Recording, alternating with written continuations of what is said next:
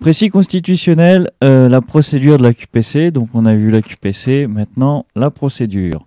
Donc c'est par une loi organique du 10 décembre 2009 relative à l'application de l'article 6.1 de la Constitution, 6-1 de la Constitution, qu'a été modifiée l'ordonnance 58-1067 du 7 novembre 1958 portant loi organique sur le Conseil constitutionnel qu'on a déjà vu.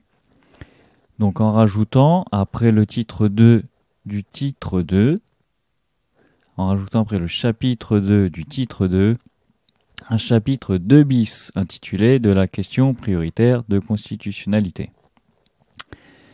Donc on y trouve 3 sections. Section 1, dispositions applicables devant les juridictions relevant du Conseil d'État ou de la Cour de cassation. Ce sont les articles 23-1, 23-3. Ces articles nous disent que, ça c'est le terme qui définit juridiquement la question, le moyen tiré de ce qu'une disposition législative porte atteinte aux droits et libertés garantis par la Constitution. Voilà. Est à peine d'irrecevabilité. Irrecevabilité, c'est une question de formalisme, ça veut dire que ça dégage, c'est même pas reçu. C'est irrecevable.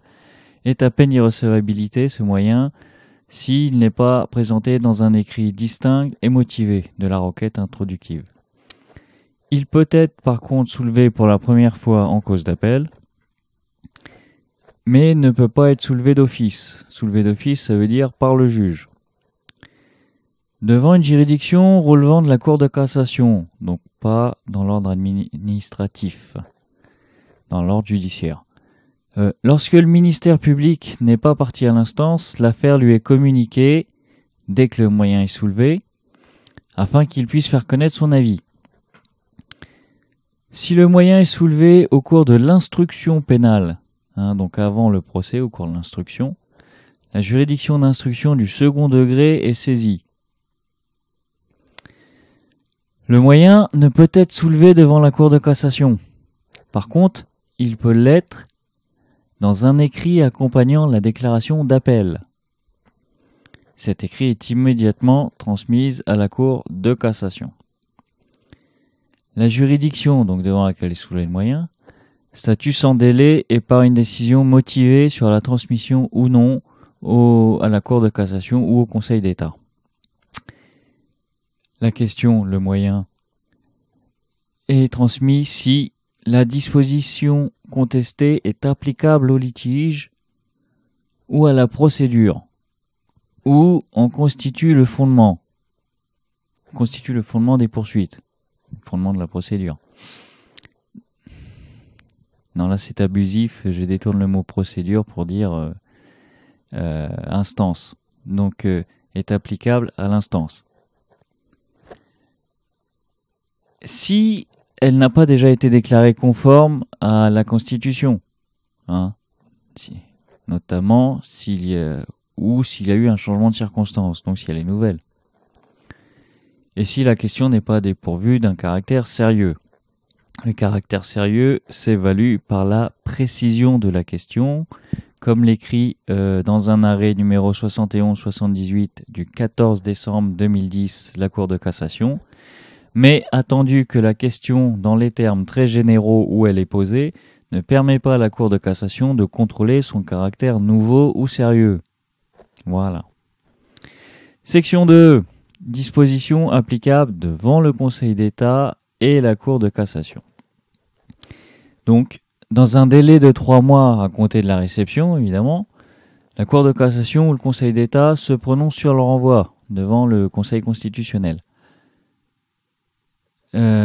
Si le moyen, la question, remplit les conditions déjà énoncées, donc si elle est applicable au litige ou à la procédure, un caractère nouveau et sérieux, ou le fondement des poursuites.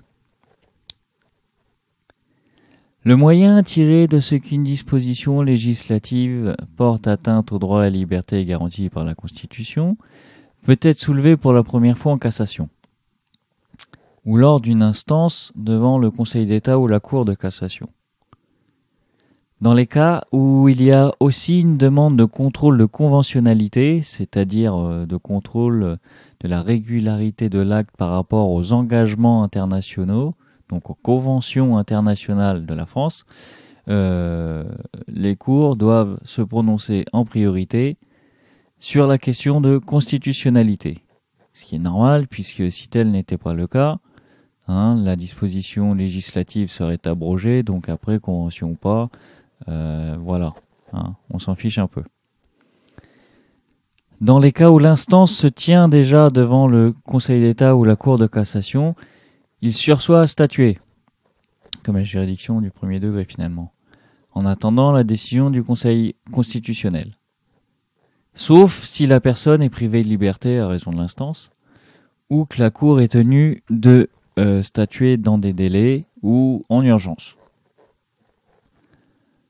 En ce qui concerne la Cour de cassation, c'est le premier président de la Cour qui reçoit la question, le dossier complet, les mémoires, les motivations, les décisions de transmettre, tout.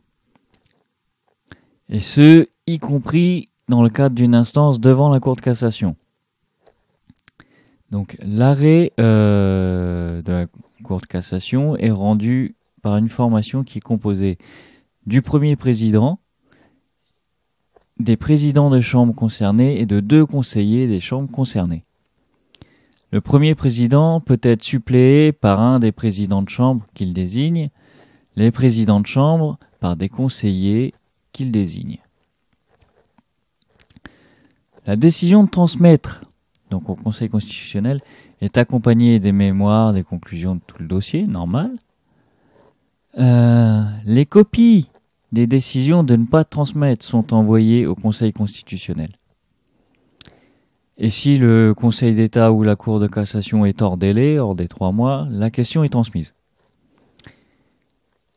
La décision de transmettre ou pas est notifiée à la juridiction et aux parties sous 8 jours. Section 3. Dispositions applicables devant le Conseil constitutionnel. Donc, le Conseil constitutionnel saisit de la question du moyen qu'une disposition législative porterait atteinte aux droits et libertés que la Constitution garantit, avise le président de la République, le Premier ministre et le président du Sénat et de l'Assemblée nationale, qui peuvent leur adresser des observations. Ainsi que, mais là je ne l'ai pas noté, fondamentalement dans le cadre de la procédure c'est une erreur, mais c'est vrai que là ça faisait un peu lourd, donc je le signifie mais je ne le note pas. Dans le cadre d'une loi concernant la Nouvelle-Calédonie, le Conseil constitutionnel avise aussi le président du gouvernement, le président des assemblées de province et le président du Congrès. Mais c'est la Nouvelle-Calédonie, c'est SP.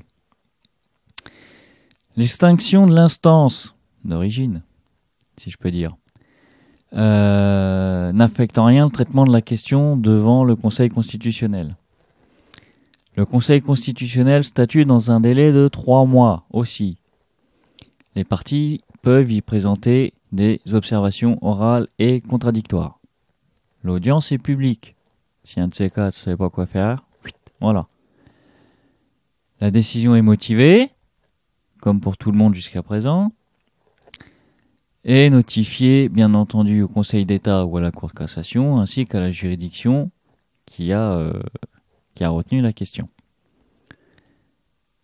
Mais aussi au président de la République, au Premier ministre, au président de l'Assemblée nationale et du Sénat, et dans les cas où ça concerne la Nouvelle-Calédonie, aux mêmes personnes, donc au président des assemblées de province, président du gouvernement et président du Congrès.